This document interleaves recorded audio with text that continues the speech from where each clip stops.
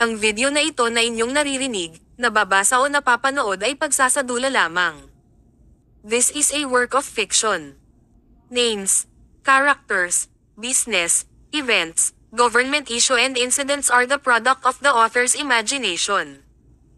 Any resemblance to actual persons, living or dead, or actual events or place is purely coincidental and not intended to harm other people. Kabanata 6. May isang linggo nang nagtatrabaho si Malaya bilang assistant ni Thien at nasasabi niyang gamay na niya ang gawain roon. At dahil nga araw ng Sabado noon, napag-usapan nilang dalawa ni Thien na day off niya ang araw ng Sabado at Linggo. Ayaw sanang pumayag ni Malaya na hindi pumasok dahil wala naman siyang gagawin sa loob ng 2 araw. Pero wala naman siyang magagawa. Nahihiya rin siya kay Thien dahil baka isipin nitong nagmamarunong pa siya. Kung kaya't sinadya niyang magising ng maaga para tumulong na lang kay Nana Lupe na maghanda ng almusal para sa magkapatid. Good morning, Laya. Ang aga mo yatang nagising, ha? Masiglang bati ni Thien kay Malaya pagpasok nito sa komedor. Eksakto namang tapos na ang agahan na inihanda nila ni Nana Lupe at kasalukuyang inihahain na iyon sa lamesa. Good morning, Thien. Tumulong lang ako kay Nana Lupe. Wala naman kasi akong gagawin ngayong araw, aniya nang nakangiti rin sa dalaga. Nako, senyorita. Napakabait niyang si Malaya. Sa katunayan, halos siya na nga ang nagluto ng mga iyan. Sabad naman ni Nana Lupe sa kanila. Wala po iyon, Nana Lupe. Sanay naman po ako sa gawaing bahay eh. Kimi pa siyang ngumiti sa matanda pagkasabi niyon. Wow! Napakaswerte naman pala ng Kuya Este ng mapapangasawa mo, Laya dahil marunong ka ng gawing bahay. Malapad naman ang ngiting saad ni Thien habang tila aliw na nakatingin sa kanya. Hindi alam ni Malaya kung bakit lagi siyang tinutukso ng dalaga sa nakatatandang kapatid nito. Pero aaminin rin niyang parang may parte ng puso niya ang tila lumulukso kapag naririnig iyon. Ay siyang tunay, senyorita. Bagay na bagay sila ni Senyorito Thoren. Sana nga ay magkagustuhan silang dalawa. Segunda naman ni Nana Lupe na ikinainit ng tenga at pisngi ni Malaya. Dahilan upang mapayuko siya at itago ang pamumula niyon. Good morning, everyone. Mula sa likuran ni Malaya ay narinig niya ang baritonong tinig ni Thoren. Ewan niya kung bakit pero umahan rin ang kaba sa kanyang dibdib sa kaalamang naroon na ang lalaking itinutukso sa kanya. Magandang umaga, Senyorito Thoren, bati ni Nanay Lupe sa binata. Good morning, Kuya, ani Thien sa nakatatandang kapatid. Come on, let's eat. Si Laya pa ang nagluto niyan. Niaya pa nito habang nakatingin sa mga nakahain sa mesa.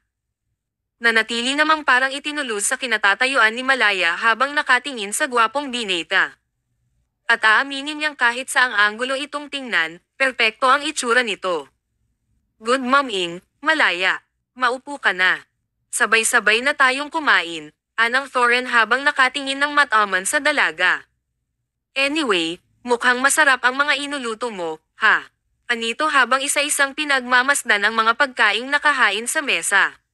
Nagluto kasi si Malaya ng arroz caldo, mayroon ding sopas, at sinangag na may tapang baka at pritong itlog. Mayroon ring nakahandang mainit na pandesal, mantikilya, hamon at isang thermos ng mainit na bar akong kape. Ang sabi kasi ni Nana Lupe sa kanya, iyon araw ang paboritong kape ni Thoren. Samantalang ang kay Thien naman ay isang mainit na tsokalet.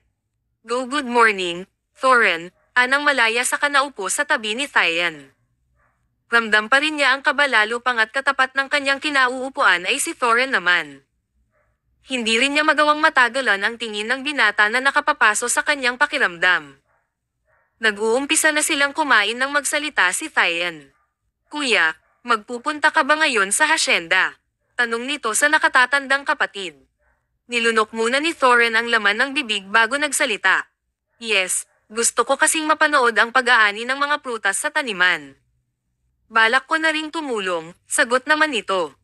Tila nangislap naman ang mga mata ni Thien nang marinig ang sinabi ng kanyang kuya Thoren. Kung ganoon, bakit hindi mo isama si Malaya, kuya? Wala naman kasi siyang gagawin ngayon. At para na rin makapamasyal siya sa hasyenda, Nakangiting mungkahi nito. Gusto mo ba yon, Laya? Ha, maang nasagot ni Malaya sa dalaga. Nang sulyapan niya si Thorin ng mga sandaling iyon ay nakita rin niyang pinagmamasdan rin siya nito na para bang hinihintay ang magiging sagot niya. Sige na, Laya. Wala ka namang gagawin ngayon, di ba? And don't worry, mababait ang mga tao sa hasyenda, pagpupumilit pa ni Thien sa kanya. Wala nang magawa si Malay kundi tumanggaw na lang. Kahit pa hindi siya komportableng kasama ang binata sa hindi rin niya mawaring dahilan. Isa pa, totoo namang wala siyang gagawin sa araw na iyon, bukod sa magkulong sa kwarto niya at manood ng telebisyon. Sige, sagot na niya rito. Pagkababa ni Malaya at Thorin sa sasakyan sa taniman na tinutukoy ng binata kanina, ay agad sumalubong sa kanila ang mga trabahador doon. Masaya ang mukha ng mga ito nang makita ang binata. Senyorito Thorin, sino iyang magandang binibini na kasama mo? Nobya mo ba? Agad na tanong ng isang matandang lalaki sa binata. Ramdam naman ni Malaya ang pag-iinit ng pisngi habang nakikinig sa mga ito. Isa pa, pansin niyang mukhang malapit ang binata sa mga taga-hasyenda. Patunay ang paraan ng pakikipag-usap ng mga ito sa binata. Ang pangalan niya ay Malaya. At hindi ko po siya nobya, Tata Pedro. Bisita namin siya sa mansyon, sagot naman ni Thorin sa mga ito. Nako, sayang naman, senyor ito. Bagay na bagay pa naman kayo. Segunda naman ng may edad ng babae kay Thorin. Hindi mo ari ni Malaya kung ano ang gagawin. Pakiramdam niya ay natutunaw siya habang nakapalibot sa kanya at pinagmamasdan ng mga tao roon. Tawa lamang ang isinagot ng binata sa mga ito pagkatapos ay binalingan si Malaya. Malaya, sila ang mga mababait at mapagkakatiwalaang tauhan ng hasyenda, pakilala nito sa may 20, marahil na tao roon na pawang babae at lalaki. Ang ilan ay may edad na, habang ang ilan naman ay bata-bata pa. Mamagandang araw po sa inyong lahat, kimi namang bati ni Malaya sa mga ito. Magandang umaga rin Senyorita Malaya. Sabay-sabay naman na bati ng mga ito. Nakaramdam naman ng pagkapahiya si Malaya nang marinig na tinawag siyang senyorita ng mga ito gayong sampad lang naman siya sa magkapatid. Nanako po, wag po ninyo akong tawaging senyorita. Malaya na lang po. Total bisita lang naman po ako sa hasyenda, nahihiyang turan niya sa mga ito. Napakabait naman pala nitong bisita mo, Senyorito Thorin, anang Tata Pedro sa binata. Bakas sa tinig nito ang panunokso ng banggitin ang salitang, bisita. Bukod sa mabait na't maganda pa. Kung ako sa inyo, ligawan mo na si Malaya total at talagang bagay na bagay kayo.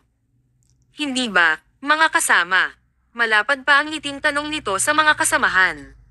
Bigla ay gustong maglaho ni Malaya sa kinatatayuan ng marinig iyon. Idagdag pang tila nasisiyahan naman si Thorin sa mga panunokso ng mga ito. Sumulya pa ito sa kanya na may magandang ngiti sa mga labi. Tuloy ay parang may sumipa sa kanyang dibdib nang masilayan ang ngiting iyon. Diyos ko, ano bang nangyayari sa akin? Tama na nga po iyan, Tata Pedro. Baka naiilang na si Malaya sa atin, anitong sumulya pa sa dalaga na noon ay bakas ang pamumula ng mukha. May iba po tayo, Tata Pedro. Kumusta naman po ang mga aanihin? Magaganda naman ba? Yuzisa nito sa kausap. Ay, oo naman, Senyorito Thorin. Magaganda at makikinis ang mga bunga. Pagkatamis-tamis rin. Pwedeng-pwede nang i-export. Baka sa mukha ng matanda ang kasiyahan ng sabihin iyon. Mabuti naman kung ganoon. Marami pa po bang aanihin? Gusto ko kasi sanang tumulong, taning pa nito sa matanda. Mayroon pang mga mangga na hindi pa naaani, senyor ito. Banda roon, turo pa nito sa kapatagan kung saan nakatanim ang mga puno ng mangga. Okay, sige po, Tata Pedro. Ako na po ang bahala, sagot nito sabay bilang kay Malaya na noon ay tahimik lamang sa isang tabi. Magpahinga ka muna, Malaya. Presko ang hangin dito. Masarap ring matulog. May duyan doon, turo pa nito sa isang maliit na kubo sa hindi kalayuan. Diyan ako nagpapahinga kapag naririto ako sa manggahan, dagdag pa nito. Tumanggaw naman si Malaya sa binata at sa kabahagyang ngumiti. Wag mo akong intindihin. Ayos lang ako. Doon na lang siguro ako sa kubo. Mukhang masarap matulog doon. Okay, good. Babalikan kita mamaya, saad pa nito na sinamahan pa ng matamis na ngiti. Muli namang naramdaman ni Malaya ang pagbilis ng pintig ng kanyang puso dahil sa ngiting iyon, kung kaya't iniiwas na lamang niya ang tingin sa gwapong mukha nito. Sisige, aniya kay Thorin. Matapos nyon ay tumalikod na ang lalaki sa gawin niya. Samantalang tinungo naman ni Malaya ang kubo na tinutukoy nito. Nang marating ang kubo ay halos mapang-angga si Malaya sa ganda ng loob nyon. Hindi kasi iyon basta-bastang kubo. May kalakihan iyon na gawa sa magandang uri ng kahoy. Ang bubong naman yun ay matibay na pawid. Barnasado rin ang buong kubo kung kaya't mukha iyong bagong tingnan. Halos kompleto rin ang kagamitan sa loob ng kubo. Mayroong maliit na katreng may kutsan, maliit na mesa at pandalawahang silya. Mayroon ding dekoryenteng kagamitan kaya ng maliit na preheater, electric fan, electric stove at mga gamit sa pagluluto. Sa maliit na sala naman, naroon ang upuang gawa sa kawayan na may kutsan. Barnasado rin ang mga ito. May telebisyon din doon, maliit na speaker at DVD player. Sa ayos ng kabong iyon, natitiyak ni Malaya na marahil ay doon rin natutulog ang binata. Kaagad ring nilapitan ni Malaya ang duyan na sinasabi ni Thorin kanina. Nakakabit ito malapit sa malaking bintana. Nangganyo siyang mahiga sa duyan lalo nang at napaka-presko ng hangin na nagmumula sa bintana. At kahit tirek na ang araw, malamig pa rin ang hangin na humahalik sa balat ni Malaya. Mula rin kinahihigaan ng dalaga, kitang-kita niya ang malawak na taniman ng mangga. May ilang sandali pa na nakahiga lang si Malaya sa duyan ng makarinig siya ng yabag na tila papalapit sa kinaroroonan niya. Agad siyang napabalikwas ng bangon upang alamin kung sino iyon pero ganoon na lamang ang gulat niya nang tumambad sa kanya si Thorin na walang pang-itaas na damit at tagaktak ng pawis. I'm sorry. Did I disturb you? Tanong ni Thorin nang magtama ang paningin nila. Alanganin rin ang ngiti nito sa kanya. Ha, hindi naman. Iyon na lamang ang tanging nasambit ni Malaya.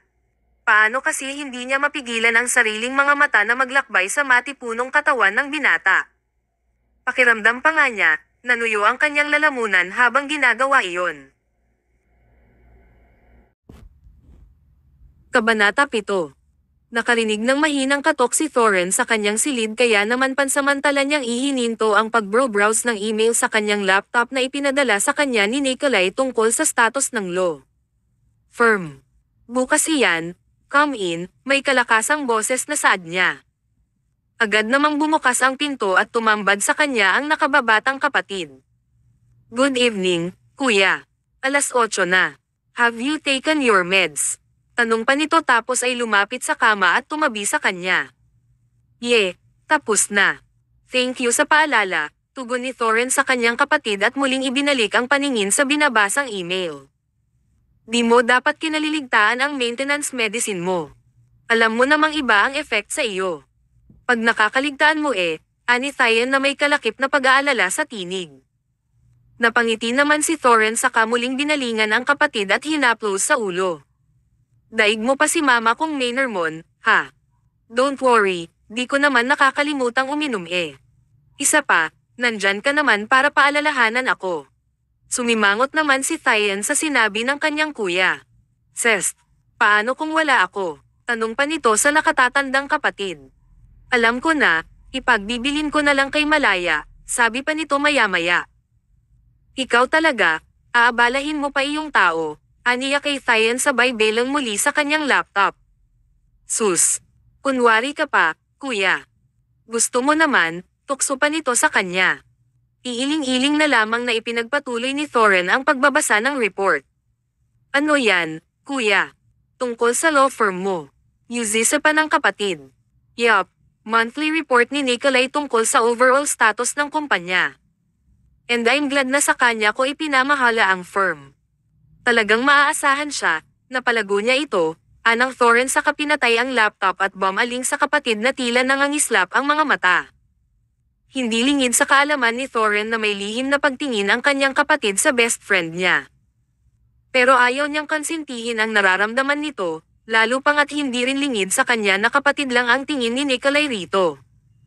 I told you, Itigil mo na kung ano man ang nararamdaman mo kay Nikolai, Thien. I don't want you to get hurt, seryoso niyang turan na ikinasimangot naman nito. Kuya, I'm old enough. I know what I'm doing, okay.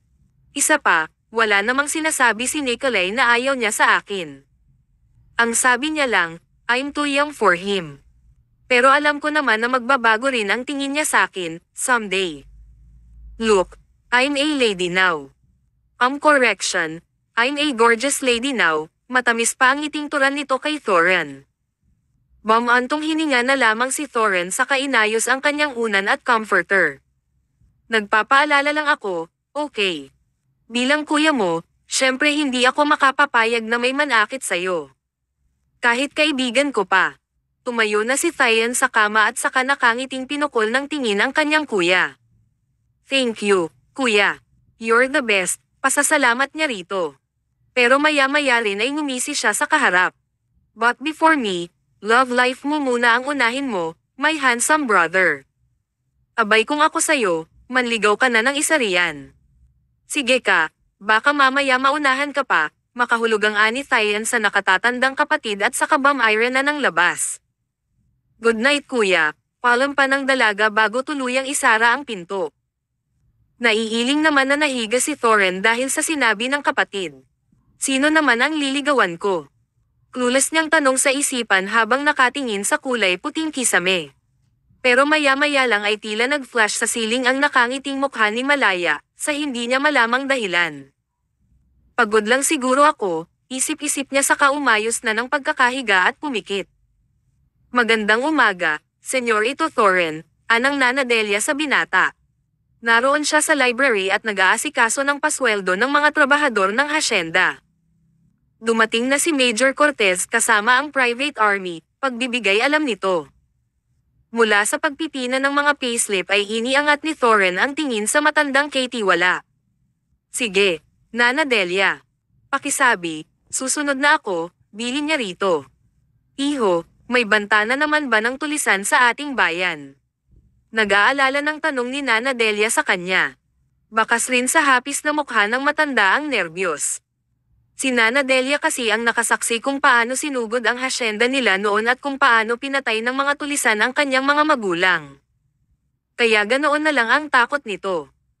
Alam rin nitong kapag kumukuha siya ng private army, ibig sabihin ay kailangang protektahan ang hasyenda laban sa mga tulisan.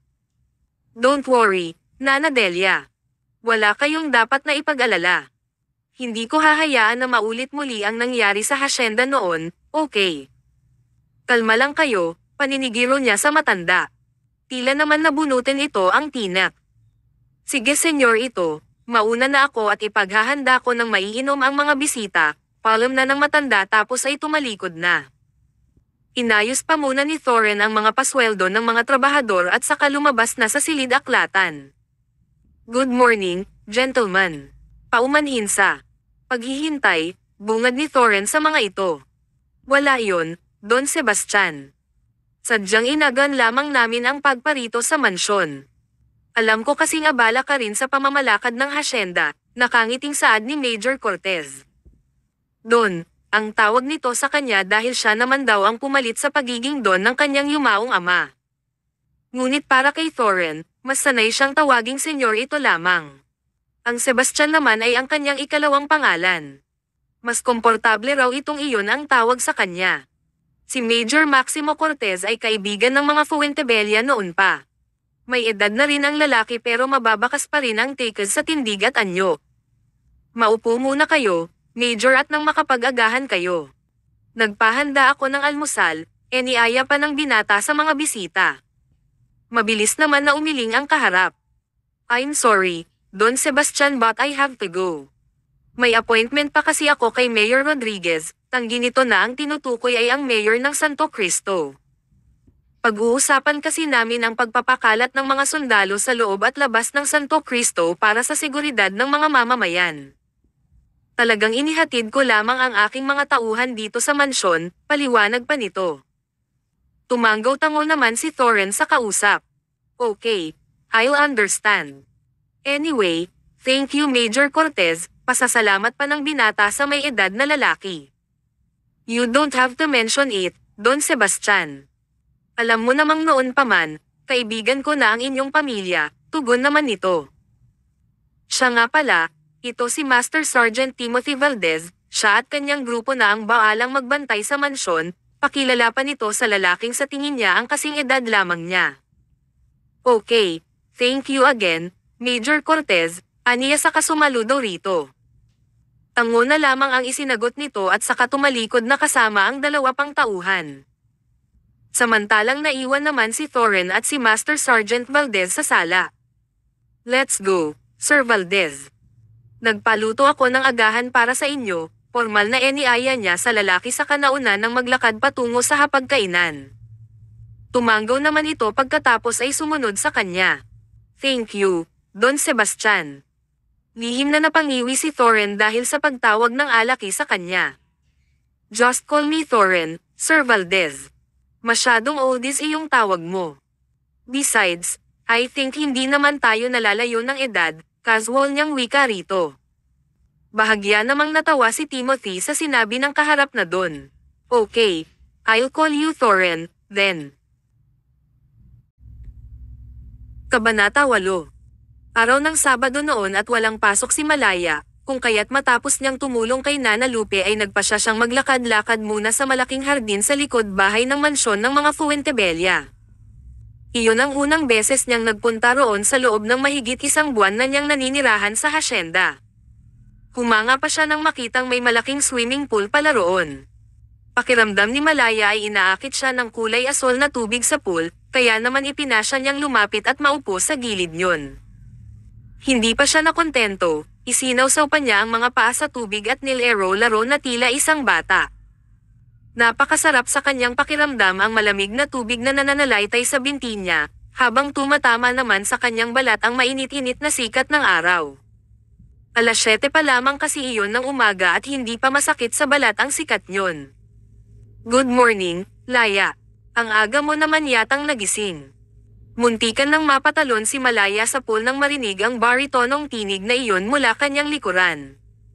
At namumbalik na naman ang kaba niya ng malanganan na si Timothy iyon.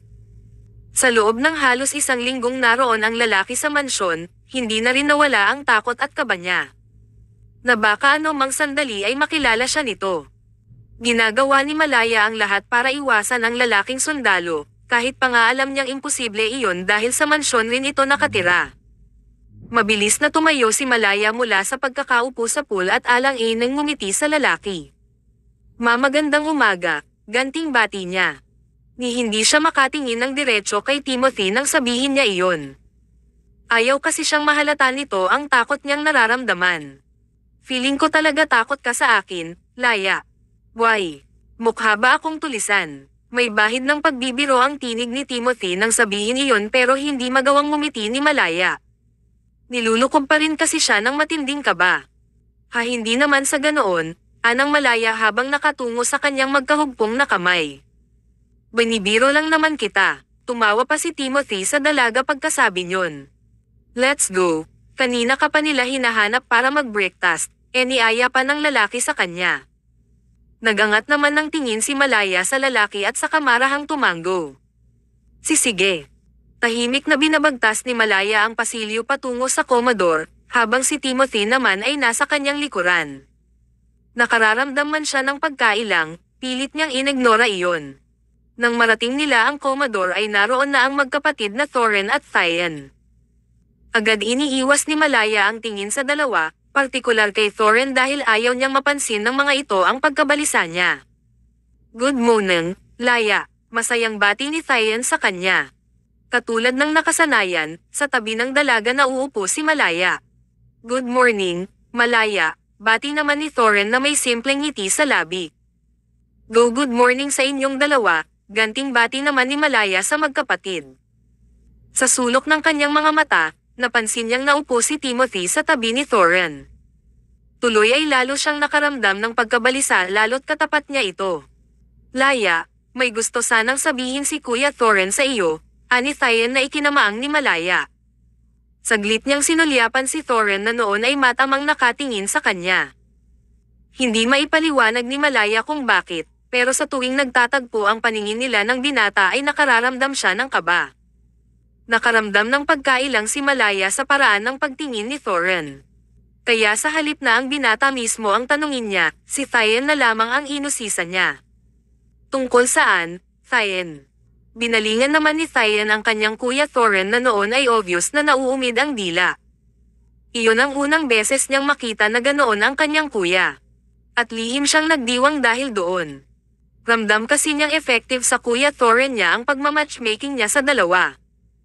Kuya, ikaw na ang magsabi kay Malaya. Invite her formally, anang Thien sa nakatatandang kapatid. Tumikim naman si Thorin at saka tumingin sa dalaga na noon ay tila naghihintay ng sasabihin nito. Maaari ba kitang i-invite na maging date ko sa party sa kabilang hasyenda? Date? Pero bakit ako? Wala ba siyang nobya? Pakiramdam ni Malaya ang tinatambol ang kanyang dibdib nang marinig ang paanyaya ni Thorin sa kanya. Dahilan upang mapatanga lamang siya sa lalaki at hindi agad makasagot rito. Malaya kasi. May invitation kay Kuya Thorin sa kabilang hasyenda. May party kasi nagaganapin. And since walang girlfriend si Kuya, ako ang laging isinasama niya. Pero dahil nandito ka naman, sinabi kong ikaw na lang ang isama. Sana ay okay lang sa iyo, segunda naman ni Thien sa dalaga nang mapansin niyang bumalatay sa mukha nito ang pagtataka. Nauutaw na saad ni Malaya. Ramdam niya ang pag-init ng kanyang tenga at pisngi habang hindi makatingin sa mga kaharap. Kung ayaw mo ay ayos lang, saad naman ni Thorin sa kaginawaran ng umuunawang ngiti si Malaya. Ang totoo'y hindi naman sa ayaw niyang sumama kay Thorin. Kaya lamang, iyon kasi ang unang beses na may nagyaya sa kanya ng ganoon at hindi niya alam kung ano ang magiging reaksyon. Isa pa, alam niyang mga aristokrata ang makakasalamuhan niya sa piging na iyon. Ayaw niyang mapahiya si Thorin kapag nakagawa siya ng pagkakamali sa oras na sumama siya sa party. Sandali munang nag-isip si Malaya at saka sumulyap kay Thorin na noon ay abala sa pagkain. Bahagya siyang nakaramdam ng konsensya ng pagmasdan ito. Kung tutuusin, simple lamang naman ang hinihiling nito sa kanya. At palagay niya, walang-wala iyon sa kabutihang naitulong sa kanya ng magkapatid. O okay sige. Payag na ako, sa wakas ay tugon ni Malaya. Bumukas ang malawak sang ngiti sa mukha ni Thien nang tumingin kay Malaya. Si Thorin naman ay masuyong ngumiti sa dalaga. Salamat ng marami sa pahintulot, Malaya, pasasalamat ni Thorin sa dalaga. Oh my gosh! I'm so excited, Laya. Bulalas ni Thien kay Malaya na noon ay kimi lamang ang pagngiti. After nating mag-breakfast, sumama ka sa room ko, Laya. May mga ball gown ako roon na bago pa at hindi nagagamit. Iyon ang ipasusuot ko sa iyo since hindi naman tayo nagkakalayo ng sukat, exited na wika ni Thien sa dalaga. Napatango na lamang si Malaya kay Thien sa kapalihim na sumulyap kay Thorin. Subalit ganoon na lamang ang pagkabigla niya nang mahuli niya itong nakatingin rin sa kanya. At katulad ng dati, kumabog na naman ang dibdib niya dahil doon. Tuloy ay agad siyang nagbawi ng tingin at ibinaling na lamang ang atensyon sa pagkain na hindi pa niya masyadong nagagalaw. Sinadya talagang lumiban ni Thien sa kanyang trabaho ng araw na iyon dahil siya mismo ang nagbihis at nagayos kay Malaya para sa party na gaganapin sa mansyon ng mga Sullivan. Gusto kasi niyang makita ng kanyang kuya Thorin na magandang-maganda si Malaya. Nang sa gayon, ay date na ng tuluyan ng kanyang kuya ang dalaga. Oh my God! You look stunning, Laya. Bulalas ni Thien pagkatapos mabihisan at maayusan si Malaya. Hindi mapigil ang humanga si Thien kay Malaya pagkatapos niyang makita ang itsura nito. Malaya looks elegant in her black off-shoulder maxi-length evening gown. Bagay na bagay sa babae ang suot kahit morena lamang ito. Nakadagdag din sa angking ganda ng dalaga ang curly hair nito at light makeup. Talagang lumabas ang natural na ganda ni Malaya dahil sa kanyang ayos. Nahihiya namang tiningnan ni Malaya ang kanyang refleksyon sa salamin. At halos hindi niya makilala ang sarili ng mga sandaling iyon. Mukha siyang prinsesa sa kanyang paningin. Iyon ang kauna-unahang pagkakataon na na-experience ni Malaya ang ganoong ayos at bihis. At aaminin niyang para siyang nananaginip ng mga oras na iyon. Halos hindi ko makilala ang sarili ko. Yuzel ni Malaya habang ang paningin ay nakatutok sa malaking salamin. Ano ka ba, Laya? Maganda ka talaga. Na-enhanced lang dahil sa ayos mo, nakangiti na ng turan ni Thien rito. Maraming salamat, Thien. Nahihiya pang wika ni Malaya sa dalaga. Nako, wala iyon, ano? Basta para kay Kuya Este para sa iyo pala. Malapad pang ngumiti si Thien sa kausap. Wait, may kulang pa pala, maya-maya ay turan pa nito kay Malaya. Nakita ni Malaya na tila may kinuha ang dalaga sa isang may kalakihang kulay pulang kahon. At napamaang siya nang makitang may hawak itong paris ng kwintas at hikaw nang makalapit sa kanya. Wear this, Laya. Kulang ang ayos mo kung walang accessories, ani Thien sa kalumapit sa kanya. Nag-aatubili namang tiningnan ni Malaya ang mga hawak ng dalaga na halatang mamahalin. Huwag na siguro, Thien. Baka mawala ko pa iyan. Mukha pa namang mamahalin, alanganin niyang saad rito. Mabilis namang umiling si Thien. It's okay. Tsaka kung mawala man yan ay di ko naman pababayaran, Laya kaya suotin mo na, okay. Pamimilit pa ni Thien sa kaharap at saka inabot sa babae ang hikaw at kwintas na gawa na 24K white gold. Pero kasi. Ani Malaya habang nakatingin sa alahas na hawak ng babae. You don't need to worry, okay. It's okay, Laya. So please, wear this. Inilagay pa nito mismo sa kanyang kamay ang alahas. Wala namang nagawa si Malaya kundi bumantong hininga at tanggapin iyon. Maraming salamat, Thien. Iingatan ko ito. Tango naman ang isinagot nito sa kanya. Dal-iyan mo, Laya. Exited na akong nakita kung ano ang reaksyon ni Kuya Thorin, ani Thien na bakas sa mukha ang excitement. Nang marinig naman ni Malaya ang pangalan ng binata ay muli siyang dinundol ng kaba sa dibdib. Bigla ay parang gusto na lamang niyang magkulong sa sariling kwarto at huwag nang lumabas. Hindi yata niya kayang humarap sa lalaki na ganoon ang ayos. Nahihiya siya sa maaaring maging reaksyon nito. Come on, Laya. I'm sure na magugustuhan ni Kuya Thorin ang ayos mo pag nakita ka, wika pa ni Thien na tila nabasa ang kanyang iniisip. Humugat pa muna ng malalim na hininga si Malaya bago pilit na ngumiti sa dalaga. Sige, tara na. Kabanata Siyam. Wow! Ang handsome naman ng kuya ko. Bulalas ni Thien nang makita ang nakatatandang kapatid. Gwapong-gwapo ang kanyang Kuya Thorin sa suot nito kahit pa nga medyo informal ang ayos nito. Nakasuot kasi ang lalaki ng black v-neck shirt na pinatungan ng gray na coat. Ang pangibaba naman nito ay gray skinny jeans na pinarisan ng itim na high-cut boots. Ruggedly handsome, kung bansagan ni Thien ang kanyang kuya kapag ganoon ang suot nito. Kahit pa nga mahaba ang buhok nito at hindi kilala ang pang-ahit. Besides, she really likes her brother's unique fashion style. Where's Malaya? Agad naman na tanong ni Thorin sa nakababatang kapatid nang makita itong pababa ng hagdan. Ngumisi naman si Thien sa tanong na iyon ng kuya niya. Obvious kasi sa mukha nitong exited itong makita si Malaya. Relax, bro. Pababa na si Laya. I'm sure, maiisipan mong mag-asawa agad pag nakita mo siya, tudyo ni Thien sa kanyang kuya sa kanaupo sa three-seater sofa at commandant. Itinago naman ni Thorin ang ngiti sa sinabing iyon ng kanyang kapatid, sa kapilit kinalma ang sarili. Hindi kasi niya alam kung bakit kanina pa siya nakararamdam ng tensyon gayong wala namang rason. Maya-maya pa ngay lumipad ang tingin ni Thorin sa hagdan nang makitang naglalakad na pababa roon si Malaya. At lihim siyang napasinghap nang makita ang anyo ng dalaga. Malaya looks elegant in her dress, and he couldn't help to admire the woman's exquisite beauty. You're really gorgeous, Laya. Right, kuya. Ngiting-ngiti na tanong ni Thien sa kanyang kuya na noon ay tila nakakakita ng anghel na bumaba sa langit. Oh my gosh! This is it. Isip-isip pa ni Thien habang nakatingin rito. Yes, Thyen's right. You're really beautiful, Malaya. Segunda naman ni Thorin sa sinabi ng kapatid sa kabakas ang pagkamangha sa dalagang bagong dating. Sa salamat, kimi namang turan ni Malaya sa binata. Ramdam rin ng dalaga ang pag-init ng kanyang pisngi at tenga dahil sa papuring natatanggap sa mga kaharap. So, shall we? Pakli ni Thoren sa dalaga. Iniabot pa niya ang kamay rito upang alalayan ito sa paglalakad. Sige, ani Malaya sa kanahihiyang tinanggap ang nakalahad na kamay ng binata. Oh my God! You're perfect together, komento pa ni Thien sa dalawa habang magkasalikop ang mga kamay na tila nangangarap.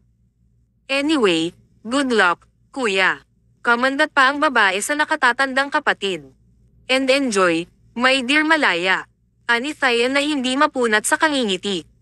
Salamat, Thien. Ani Malaya sa dalaga sa kapinong ngumiti rito. Tango naman ang isinagot nito sa kanya. We're going, sis. Palam na ni Thoren sa nakababatang kapatid sa Kainal Alliance si Malaya patungo sa main door. Take care, guys. Are you okay, Malaya? You look tense. Nabaling ang tingin ni Malaya kay Thoren nang magsalita ito. Katabi niya ang lalaki sa front seat ng sasakyan nito at kasalukuyan nilang binabagtas ang daan patungo sa hasyenda kung saan gaganapin ang pagtitipon. At tama ang binata. Tensyonado nga siya ng mga sandaling iyon, pero hindi dahil sa lalaking kasama niya. Iyon ay dahil sa party na dadaluhan nilang dalawa. Hindi kasi niya alam kung paano makikisalamuha sa mga naroon sa naturang pagtitipon. Alam niyang pawang mga mayayamang tao ang makahaharap niya roon at ngayon pa lamang ay parang gusto na niyang umuwi na. Kinakabahan ka ba? Yuzisa pa ng lalaki nang hindi siya sumagot. Bamantong hininga muna si Malaya sa kaginawaran ng alang-inang ngiti ang kaharap. Baba ka kasi mapahiya ka lang dahil sakin, Thoren. Kunot noon namang sinulyapan ni Thoren ang dalaga sa rearview mirror at kitang-kita niya ang pag-aalala sa magandang mukha nito. Bakit mo naman nasabi yan? Are you worried about your looks, Malaya?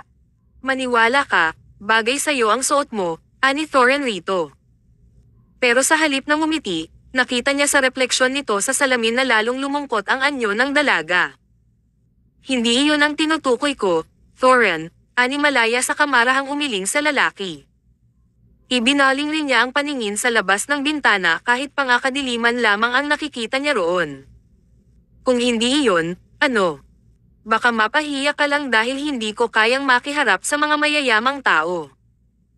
Galing lang ako sa mahirap na pamilya at hindi ko alam kung paano makipag-usap ng tama sa mga aristokrata, pag-amin ni Malaya sabay tungo sa mga palad niyang magkahugpong sa kandanggan. Hindi mo kailangang maging mayaman para humarap sa kanila, Malaya. Just be yourself, okay? Pagpapalakas loob ni Thoren tapos ay muling sinulyapan ang dalaga sa rearview mirror. Nagangat naman ito ng mukha kaya nagtama ang kanilang mga paningin. Sinamantala naman niya iyon at binigyan ng matamis na ngiti ang dalaga. Salamat sa pagpapalakas loob, Thoren, ani Malaya sa kagumanti rin ng kiming ngiti sa lalaki. And you don't have to worry. Kasama mo ako, hindi ba? Hindi kita pababayaan, dagdag pa ng lalaki kay Malaya dahilan upang mapawi ang tensyon at agam-agam niya sa dibdib. Salamat ulit. Muli, isang matamis na ngiti lamang ang iginawad ni Thoren kay Malaya bilang sagot. Ilang sandali pa nga ang lumipas, naramdaman na ni Malaya ang paghinto ng sasakyan, na ibig sabihin ay naroon na sila sa lugar kung nasaan ang pagtitipon. Mabilis na bumaba si Thoren mula sa driver's seat at nabigla pa si Malaya nang ipinagbukas siya nito ng pinto. Let's go, Malaya. Maganda pa ang pagkakangiti ni Thoren nang alukan niyang bumaba ang dalaga. Inilahad pa niya ang kanang kamay upang alalayan ito. Maraming salamat, nahihiyang saad ni Malaya sa kainabot ang kamay ng binata. Maingat siyang nanaog sa sasakyan habang ang isa niyang kamay ay nakaalalay sa bistayde niyang suot. Nang tuluyang makababa ay iniangkla pa ng lalaki ang braso kay Malaya. Nagatubili naman si Malaya na humawak roon, dahil sa totoo lamang ay hindi niya gusto ang idinudulot sa kanya kapag nagkakalapit sila ng lalaki. Pakiramdam kasi niya ay napapaso siya sa tuwing nagkakadate ang kanilang mga balat. Shall we? Marahil ay kanina pa nila tayo hinihintay, Malaya, pakli pa ng lalaki sa kanya. Wala namang nagawa si Malaya kung hindi ikawit ang kamay sa braso ng lalaki. Hindi rin nakaligtas sa pandaman niya nang mahawakan ang matipunong braso nito. Ano ba naman itong nararamdaman ko? Normal ba ito? Naguguluhang tanong ni Malaya sa kanyang isipan habang tinatahak nila ang daan patungo sa bulwagan ng malaking mansyon. Nakararamdam kasi siya ng kaba at sa isang banda ay saya, habang nakahawak sa lalaki. Sa kanyang isipan, para silang magkasintahan nito dahil sa ayos nilang iyon. Nahihibang ka na, Malaya. Asak niya sa sarili at paimpol pang ipinilig ang kanyang ulo. Kung ano-ano na kasing kalokohan ang pumapasok sa isipan niya ng mga oras na iyon. Kung kaya't itinoon na lamang niya ang atensyon sa daan. Sa bulwagan pa lamang ng mansyon ay mapapansin ng hindi basta-basta ang nahihirahan doon. Engrandi kasi ang disenyo ng naturang mansyon. Noon lamang nakakita ng ganoon kagandang bahay si Malaya. Hindi naman kasi siya madalas makapunta sa syudad noong kasama pa niya ang mga magulang para makakita ng ganoon.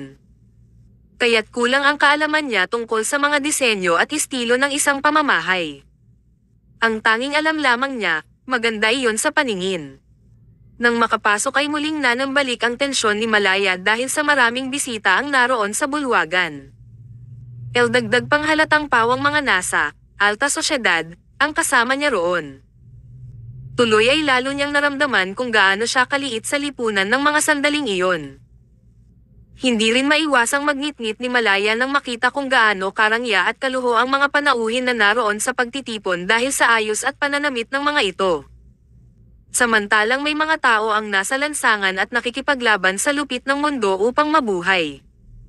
Tama nga ang itay sa kanyang ipinaglalaban. Tanging ang mga may pera lang ang kinikilala ng tao at gobyerno. At kaming mga mahihirap ay basura lang sa lipunan. Ani Malaya sa kanyang isipan saka kumuyam ang kamao. Let's go, Malaya. Puntahan natin si Don Ricardo Sullivan.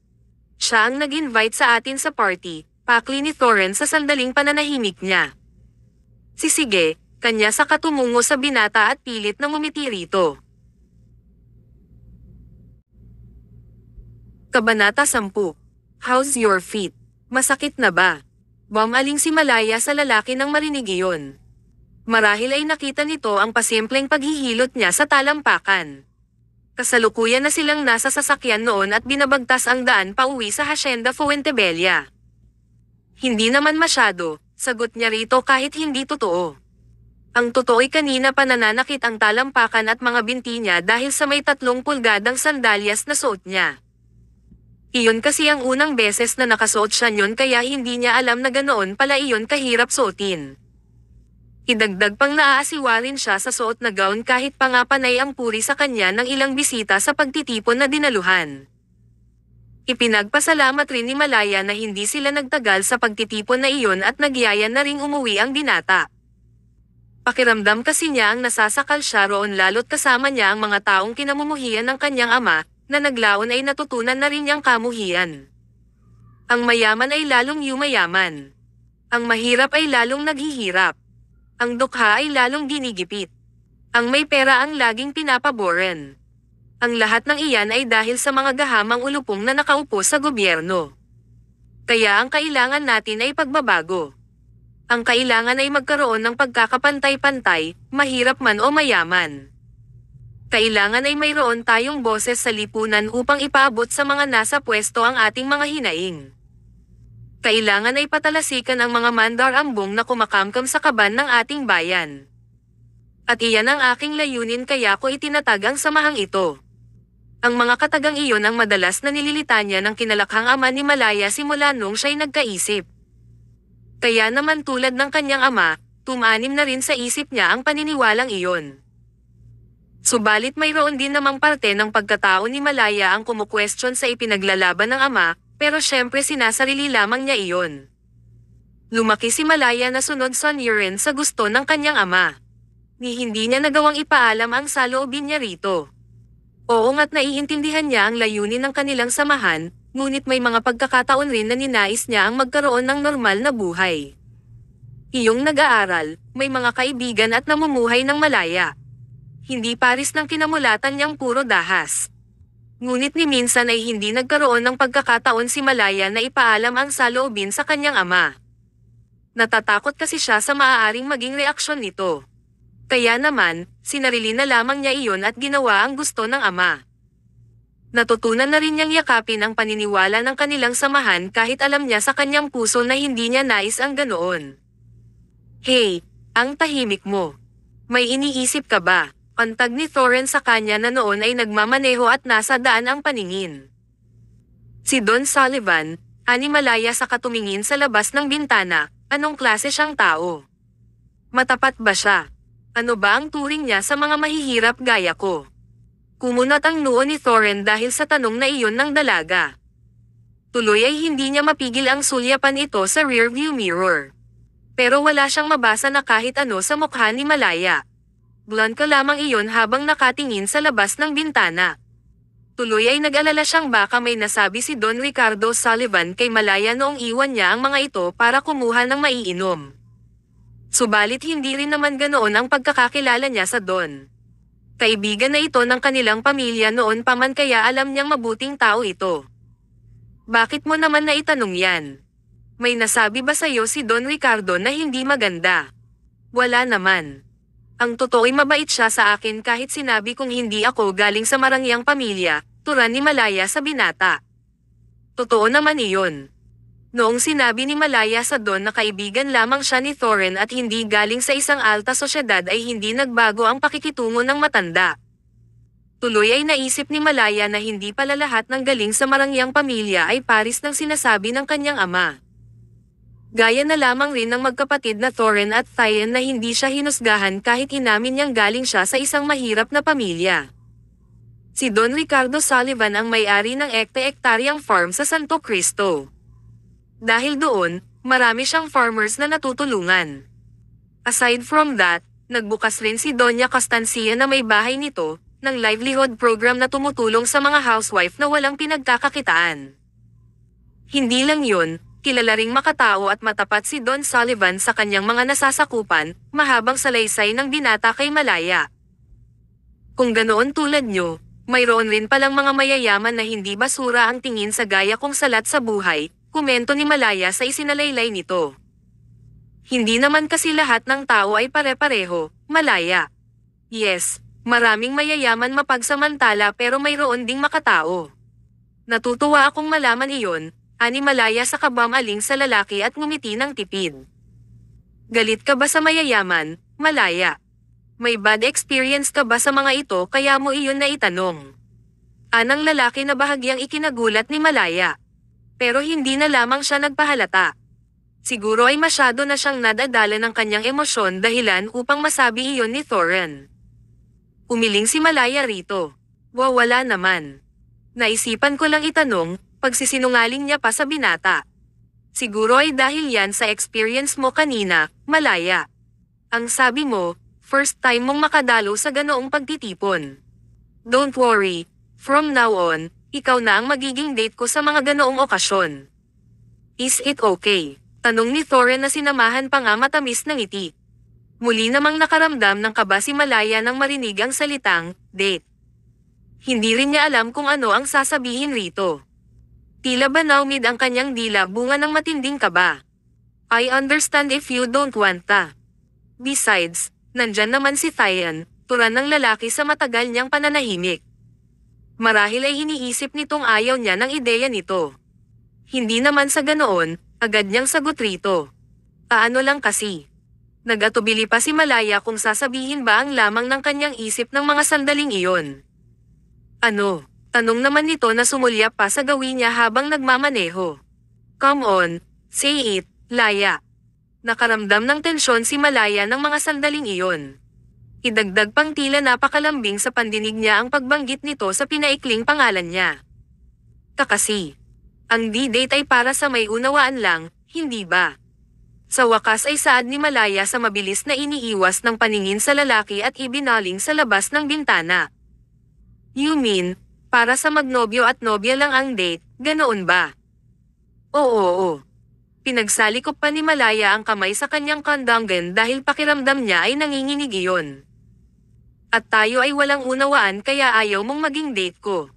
Sa sinabing iyon ay nilinggan ni Malaya ang lalaki.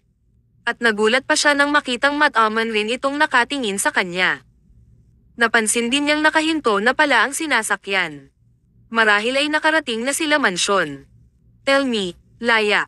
Ganoon ba ang nasa isip mo? Yuzisa pa ni Thorin sa kanya habang nakatingin ng mata sa mata bagaman nakangiti.